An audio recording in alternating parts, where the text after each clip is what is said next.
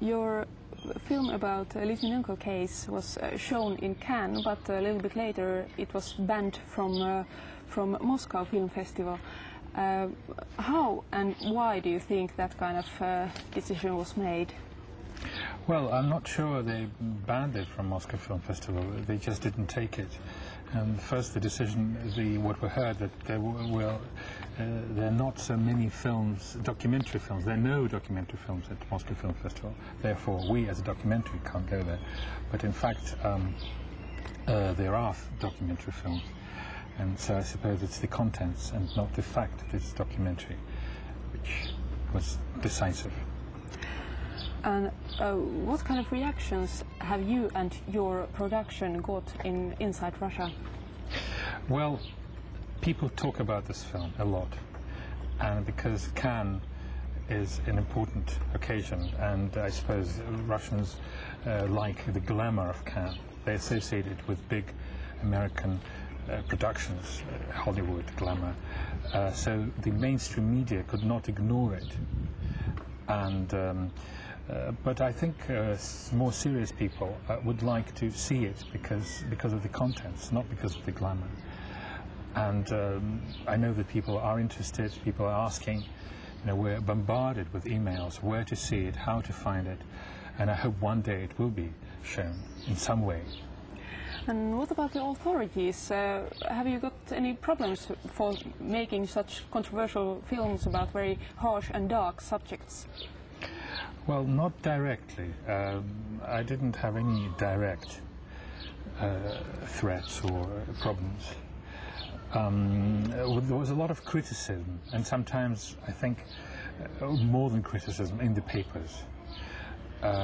Some rather menacing overtones that I dare to accuse the president himself, whereas in the film actually I have very little voiceover. I let Litvinenko talk.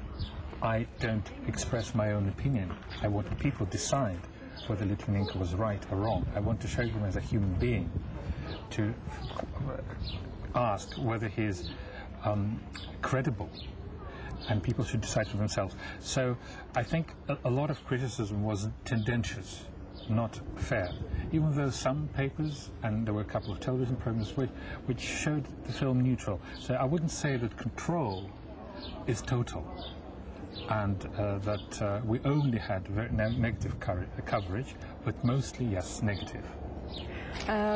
Both these films, Disbelief and the Litvinenko case,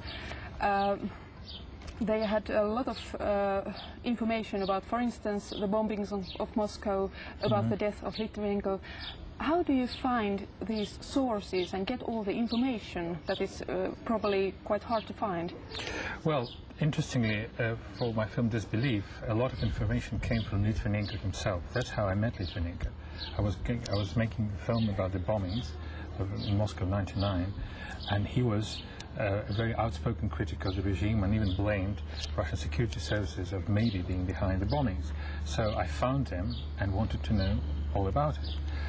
And I interviewed him for many hours, and I kept some material, which then, when he was poisoned and died, turned into a film about him.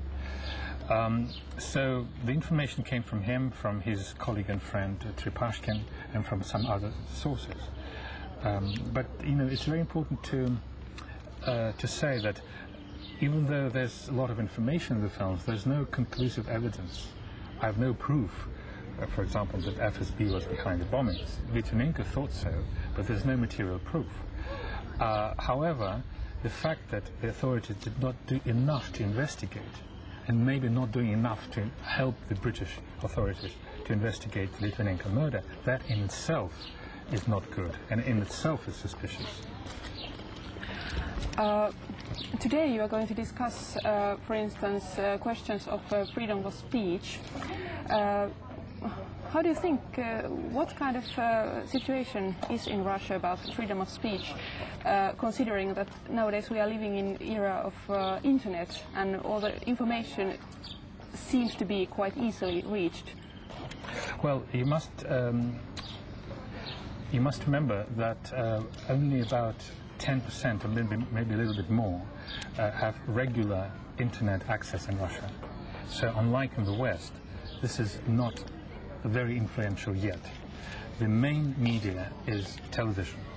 Whoever controls television in Russia controls people's minds. And it's not always direct lies. It's not always propaganda, even though there's a lot of, and more of a propaganda in Russia, just like in the old Soviet days. However, there's this, I'd say it's economical with the truth. Russian state media is economical with the truth and very, very generous with this empty entertainment. Low quality pop songs, and which kind of bombard people, drug people. Those tired citizens, when they come back home, drug people with this, rubbishy entertainment, and that is a problem. So would you call it censorship or self-censorship? Yes, there's a big problem of self-censorship in Russia, among Russian journalists and documentary filmmakers.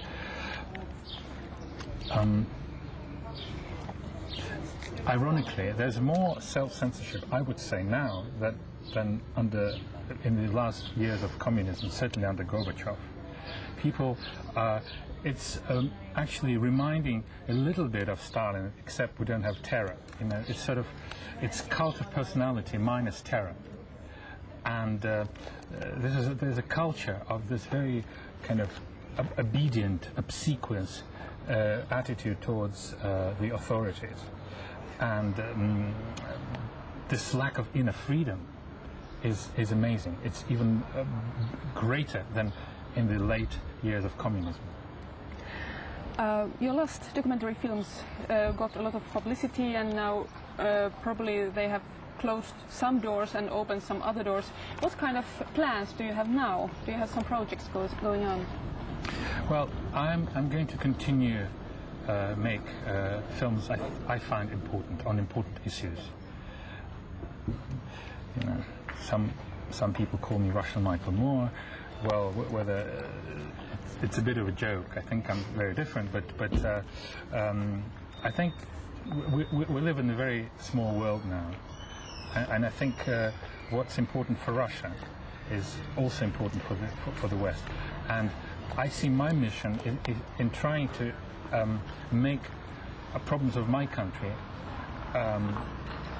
clear and what's so say?